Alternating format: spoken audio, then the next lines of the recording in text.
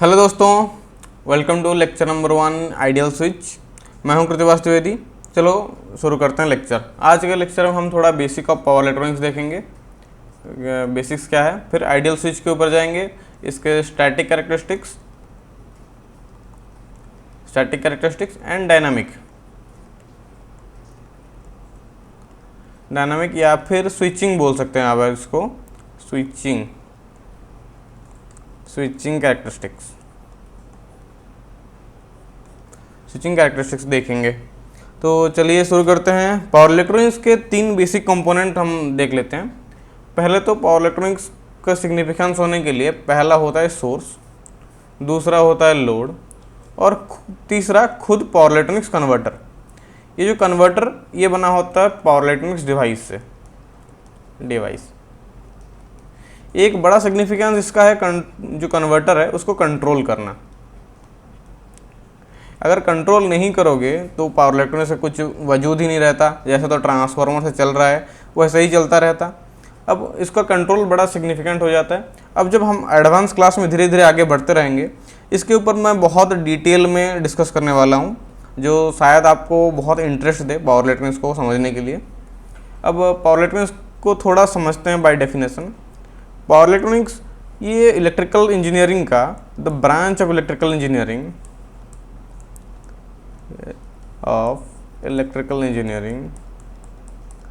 which deals with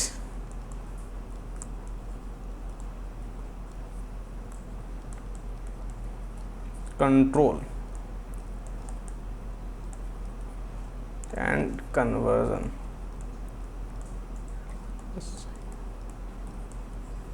of electrical power.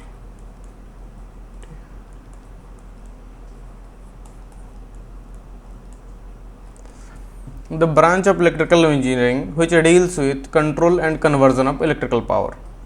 आप इतना तो समझ चुके हैं, कंट्रोल एंड कन्वर्जन। अब कन्वर्जन में ये इलेक्ट्रिकल मैकेनिकल नहीं करता, ये एक्चुअली एसी एंड डीसी। अब इलेक्ट्रिकल में दो टाइप्स के हमारे जो भी पैरामीटर्स हैं, जो पैरामीटर में वोल्टेज हो गया, करंट हो गया, दो टाइप्स के हैं, एक है एसी एक है डीसी। अब इन दोनों को कोरिलेट बहुत इजीली करता है हमारा कन्वर्टर। अब डायनेमिक्स में जा सकते हैं, जैसे कि एक जनरेटर लगा दें, उसको अगर मोटर लगा दें, इस सब से तो हम कर ही सकते हैं, लेकिन उसमें बहुत ज़्यादा लॉसेस होते हैं। इसमें लॉसेस बहुत कम होते हैं। इसकी एफिशिएंसी 95% से भी ज़्यादा एफिशिएंसी में ये कन्वर्ट करता है। तो आगे बढ़ते हैं। अभी हम थोड़ा डिस्कस कर लेते हैं कितने टाइप्स ऑफ कन्वर्टर हैं। पहला टाइप होता है एसी टू डीसी कन्वर्ट कर लेता है ये, इसको हम बोल देंगे रेक्टिफायर। अब कंट्रोल में हम इसका वोल्टेज कंट्रोल कर सकते हैं। आउटपुट में जो वोल्टेज आ रहा है, आउटपुट वोल्टेज को हम बड़े इजीली कंट्रोल कर सकते हैं। कैसे कंट्रोल करते हैं ये आगे पढ़ेंगे। अब दूसरा हो जाता है डीसी टू डीसी, इसको बोलेंगे चॉपर। इसमें भी हम वोल्टेज बहुत इजीली कंट्रोल कर लेंगे, आउटपुट का वोल्टेज जो है। अब तीसरा आ गया इन्वर्टर। अब ये थोड़ा एडवांस आ गया, क्योंकि इन्वर्टर में हम यूज़ करेंगे डीसी टू एसी, क्योंकि आउटपुट हमारा एसी है। एसी में दो चीज़ होता है, एक होता है वोल्टेज, आउटपुट वोल्टेज तो हम कंट्रोल करेंगे ही, उसके साथ दूसरा फ्रीक्वेंसी। हर ऐसी चीज़ में फ्रीक्वेंसी होता है, फ्रीक्वेंसी भी हम कंट्रोल कर पाएंगे क्योंकि ये इन्वर्टर है। अब चौथा एसी टू एसी, इसको बोलते हैं साइक्लो कन्वर्टर।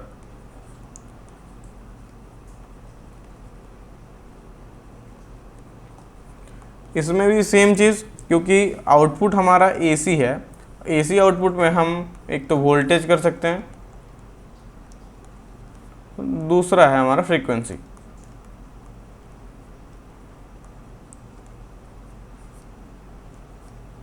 दूसरा है फ्रीक्वेंसी।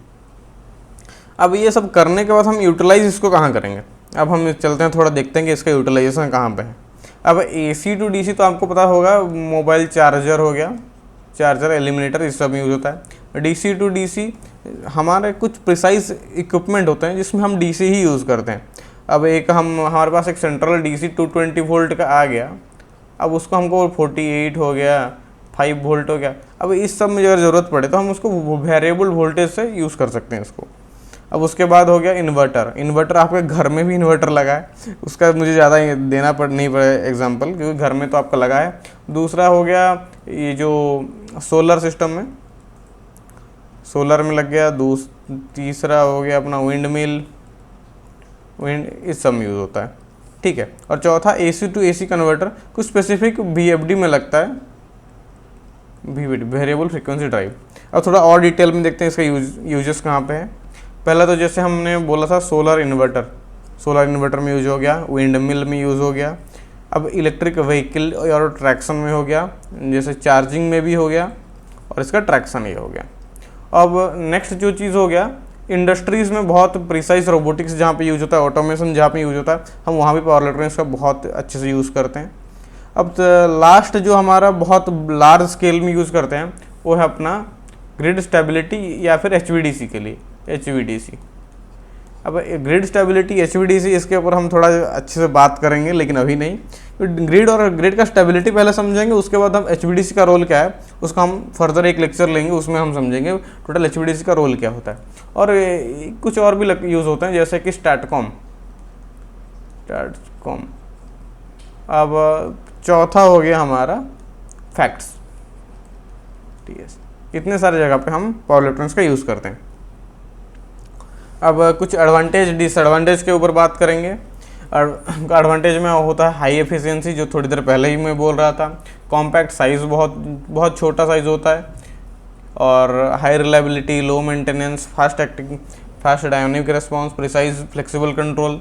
फास्ट डायनामिक रिस्पॉन्स तो एक है, और एक इसका ऑपरेटिंग टाइम माइक्रोसेकंड या फिर मिलीसेकंड में होता है, ठीक है। डिपेंड्स ऑन द मेक या फिर कौन बना रहा है, कैसे डिज़ाइन कर, डिज़ाइन के ऊपर रह गया।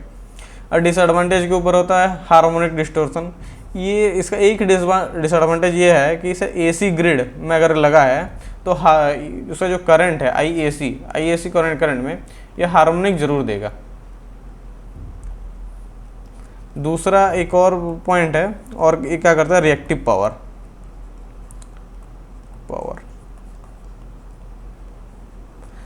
हमेशा एब्जॉर्ब करता है। इसीलिए हम उसका एक हार्मोनिक स्टडी भी करते हैं, एक रिएक्टिव पावर स्टडी भी करते हैं। अब जब धीरे धीरे पढ़ेंगे उसके अंदर देखते रहेंगे कैसे हार्मोनिक और रिएक्टिव पावर का स्टडी करते हैं। अब दूसरा हो गया electromagnetic interference. High switching frequency के कारण ये इलेक्ट्रोमैग्नेटिक इंटरफेरेंस होता है। तीसरा ओवरलोड कैपेसिटी लो रहता है। अब आपको जैसे अब अगर मशीन अभी थोड़ी देर पहले पढ़े होंगे, उसका जो रहता है एक motor transformer up to 200% loading जा सकता है, और ये मोटर भी 100% लोडिंग इजीली अचीव कर सकता है। और ट्रांसफार्मर 100% लोडिंग में कुछ आवर्स के लिए रह सकता है, लेकिन अब पावर इलेक्ट्रॉनिक डिवाइस ये माइक्रोसेकंड या फिर मिलीसेकंड में ही रह सकते हैं। क्यों? क्योंकि उसका थर्मल जो डिज़ाइन होता है उसके लिए ये बहुत अच्छे से डिज़ाइन नहीं होता। मतलब अपने रेटिंग के अंदर तो बहुत बढ़िया से डिज़ाइन करते हैं हम, लेकिन क्योंकि उसका सरफेस एरिया बहुत छोटा रहा है, क्योंकि इक्विपमेंट ही छोटा है, सरफेस एरिया ही छोटा है, हीट डिसिपेट करेगा कैसे? एक तो फोर्स्ड कूलिंग करते हैं हम उसको। अब कॉम्प्लेक्स थर्मल डिज़ाइन में हम थोड़ा इसके ऊपर ही बात करते हैं कि क्या इसमें लगाते हैं हीट सिंक। एक तो हीट सिंक लगाते हैं, दूसरा वाटर कूलिंग भी करते हैं, इसका वाटर कूलिंग।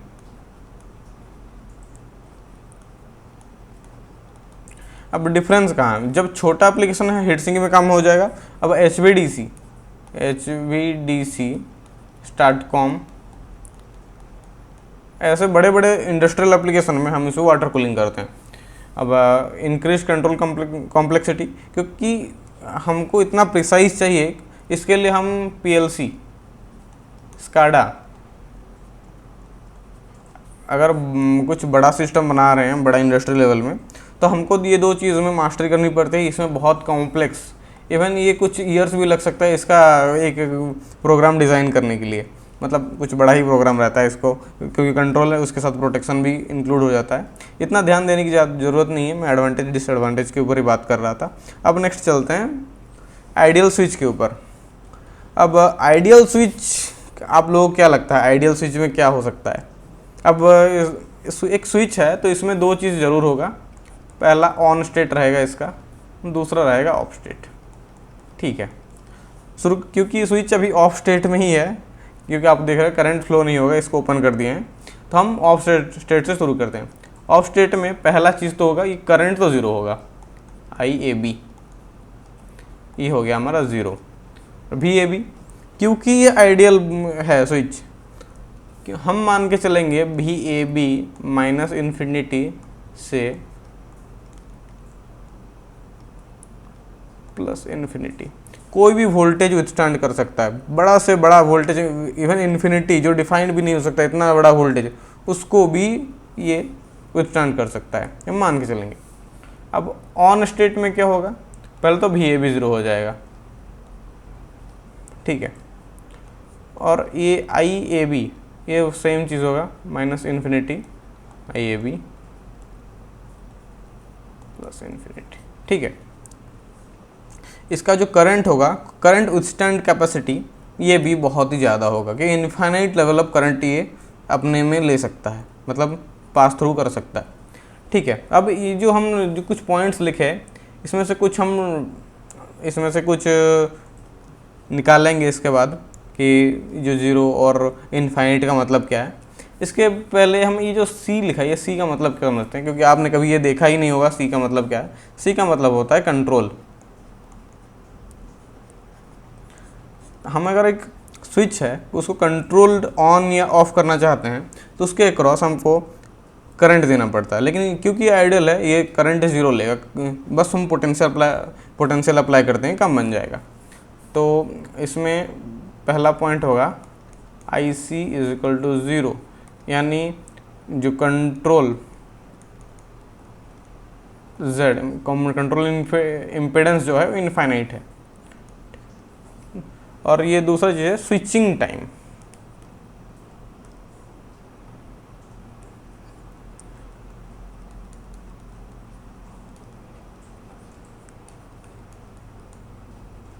स्विचिंग टाइम जो होता है वो ज़ीरो होता है। ठीक है, मतलब स्विच ऑन है, ऑन से उसको ऑफ जाना है, या फिर ऑफ है उससे इसको ऑन जाना है। इन दोनों के केस में ही T is equal to zero use होगा, मतलब बिल्कुल टाइम नहीं लगेगा स्विच ऑन को ऑफ करने में या फिर ऑफ को ऑन करने में। अब इसमें से कुछ हम चीज़ डिराइव करते हैं, क्योंकि अब पहला चीज़ है कि VAB ज़ीरो है, क्योंकि VAB ज़ीरो है, कंडक्शन के टाइम पे करंट फ्लो हो रहा है लेकिन उसका अक्रॉस वोल्टेज ड्रॉप नहीं है, तो हम आर ऑन, जब स्विच का रेजिस्टेंस ऑन के टाइम में हो गया ज़ीरो रेजिस्टेंस ऑफर कर रहा है करंट के पाथ को। ठीक है, ऑफ स्टेट में क्योंकि करंट ज़ीरो है यानी R off is equal to infinity. ठीक है, मतलब इनफाइनाइट इम्पिडेंस दे रहा है वोल्टेज को जब भी ये स्विच ऑफ है। अब हम इस कुछ डिफाइन कर दिए, जब ये ऑन, पहले ऑफ से चलते हैं। ऑफ में करंट ज़ीरो है, वोल्टेज का वैल्यू माइनस इन्फिनिटी से प्लस इन्फिनिटी। तो वोल्टेज एक्सिस में अभी हम स्टैटिक कैरेक्टरिस्टिक्स बना सकते हैं। ठीक है, और स्टैटिक कैरेक्टरिस्टिक्स में जाएंगे तो हम पहले क्या बोले थे ऑफ में। ठीक है, ऑफ में पूरा VAB एक्सिस लेगा, करंट ज़ीरो होगा, तो माइनस इन्फिनिटी से प्लस इन्फिनिटी वोल्टेज। ठीक है, तो माइनस इन्फिनिटी हो गया ये, प्लस इन्फिनिटी हो गया ये, तो इन दोनों के बीच में कोई भी वैल्यू ले सकता है। ये माइनस इन्फिनिटी हो गया, ये हो गया प्लस इन्फिनिटी। ठीक है, अब इसके बीच में हो गया हमारा कोई भी वैल्यू ले सकता है। अब ऑन स्टेट में क्या होगा, ऑन स्टेट में VAB ज़ीरो हो जाएगा, तो इज इक्वल टू ज़ीरो। ठीक है, VAB ज़ीरो, तो ये IAB axis I minus infinity plus infinity हो जाएगा, लेकिन उसके अक्रॉस वोल्टेज नहीं रहेगा, तो ये एक्सेस में आएगा। ये हो गया प्लस इन्फिनिटी, ये हो गया माइनस इन्फिनिटी, ठीक है, ये हो गया प्लस इन्फिनिटी, ठीक है। तो ये हो गया स्टैटिक कैरेक्टरिस्टिक्स कि अगर ऑन स्टेट में अगर हम देखेंगे तो ये हो गया कैरेक्टरिस्टिक्स, ऑफ स्टेट में देखेंगे तो ये हो गया characteristics, current zero, voltage zero, ठीक है। अब चलते हैं डायनामिक कैरेक्टरिस्टिक्स में। अब डायनामिक कैरेक्टरिस्टिक्स का मतलब ही आपको एक बार समझना पड़ेगा, स्विचिंग,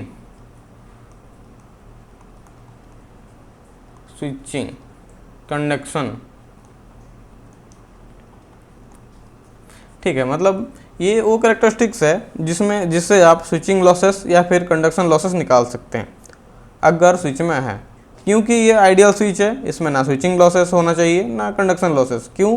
क्योंकि स्विचिंग होने के लिए टाइम तो ज़ीरो ले रहा है, अगर ज़ीरो टाइम में पावर निकालेंगे कैसे, नहीं निकाल सकते। अब कंडक्शन लॉसेस, क्योंकि हमने देखा कि आर ऑन स्टेट में ज़ीरो है और आर ऑफ स्टेट में इन्फिनिटी है। जब आर ऑन स्टेट में ज़ीरो है तो आई स्क्वायर आर ये हो गया अपना ज़ीरो, ठीक है। फिर भी हम प्लॉट करते हैं कैसा बनता है, हम अभी एक बार देख लेते हैं, ठीक है। ये हो गया मान लीजिए वी सी कंट्रोल वोल्टेज, यहाँ पे हम देखेंगे V A B and I A B, ठीक है। और यहाँ पे हम P A B power loss across A B, ठीक है। तो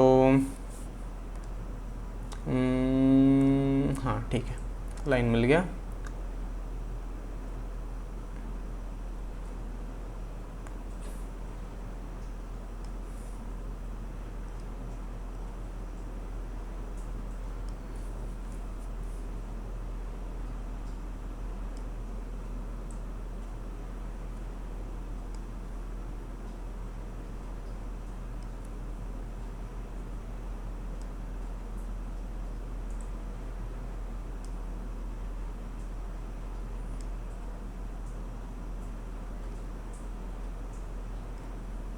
ठीक है, ये हो गया हमारा VC यानी कंट्रोल वोल्टेज। अगर कंट्रोल वोल्टेज पहले हम पॉजिटिव देंगे फिर ज़ीरो, फिर पॉजिटिव फिर ज़ीरो, अगर ऐसा दे रहे हैं तो देखेंगे इसके बाद कि करंट और वोल्टेज का ग्राफ कैसे होता है। स्विच के कर्व जब भी हम कंट्रोल वोल्टेज देंगे स्विच हो जाएगा ऑन। अगर स्विच ऑन है तो VAB क्या होगा, VAB हो जाएगा ज़ीरो, तो हम VAB को शुरू करेंगे ज़ीरो में, ठीक है।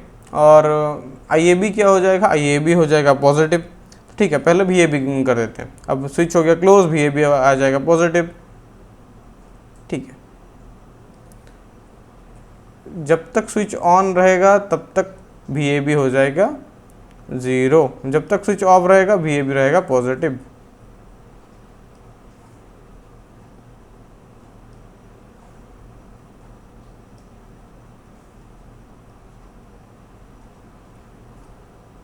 ठीक है। ये हो गया अपना VAB,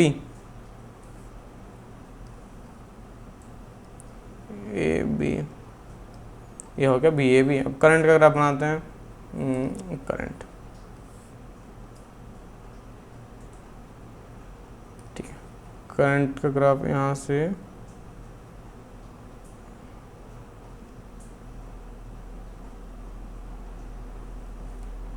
ये होगा करंट का ग्राफ, फिर ये स्विचिंग हो जाएगा यहाँ से,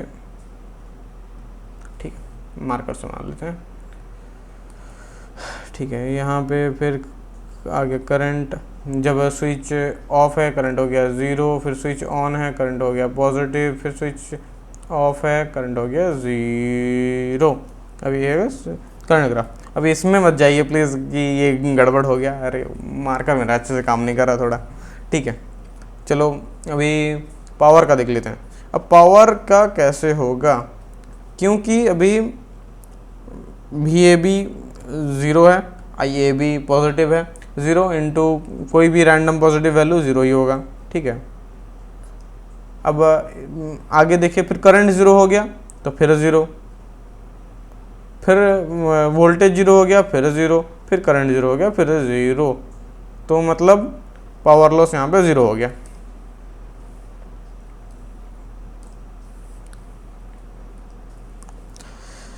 तो टोटल पावर लॉस हो गया अपना ज़ीरो। अभी है डायनामिक कैरेक्टरिस्टिक्स। अब देख पा रहे होंगे एक चीज़ यहाँ पे जो हम दे रहे हैं कंट्रोल वोल्टेज, बिल्कुल भी इसके अंदर टाइम नहीं है। और यहाँ पे अब देखेंगे जो स्विचिंग हो रहा है करंट और वोल्टेज के अंदर, अगर ये मतलब कोई टाइम लेता तो वोल्टेज करंट ऐसे जाता, ठीक है। मतलब करंट का ग्राफ जो होता T1, ये हो गया T1, ये हो गया T2, मतलब कुछ टाइम लगता है स्विचिंग होने के लिए, ऐसे ग्राफ स्लोप में जाता। लेकिन क्योंकि ये आइडियल स्विच है और इसका जो टाइम लग रहा है वो ज़ीरो लग रहा है, T=0 ये लग रहा है, इसीलिए ये स्लोप नहीं होकर डायरेक्ट सीधा ऊपर से ड्रॉप हो जा रहा है। इसी के लिए मतलब स्विचिंग लॉस तो ज़ीरो हो रहा है, और क्योंकि R 0 है, R ऑन 0 है, इसीलिए जो कंडक्शन लॉस हो रहा है वो भी ज़ीरो है।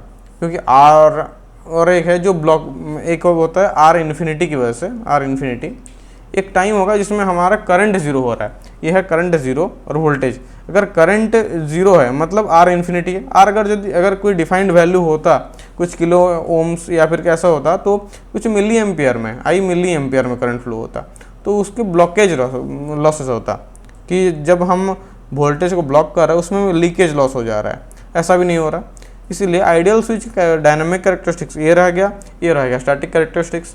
तो आज के वीडियो में बस इतना ही, मिलते हैं नेक्स्ट वीडियो में, तब तक के लिए जय हिंद जय भारत, पढ़ते रहिए। और नेक्स्ट वीडियो में हम क्या पढ़ेंगे, थैंक यू। चलिए नेक्स्ट वीडियो में हम मोस्टली देखेंगे प्रैक्टिकल स्विच, ठीक है। ये तो ठीक है स्विच, ओके। नेक्स्ट वीडियो हम देखेंगे प्रैक्टिकल स्विच, तब तक के लिए जय हिंद जय भारत, ठीक है।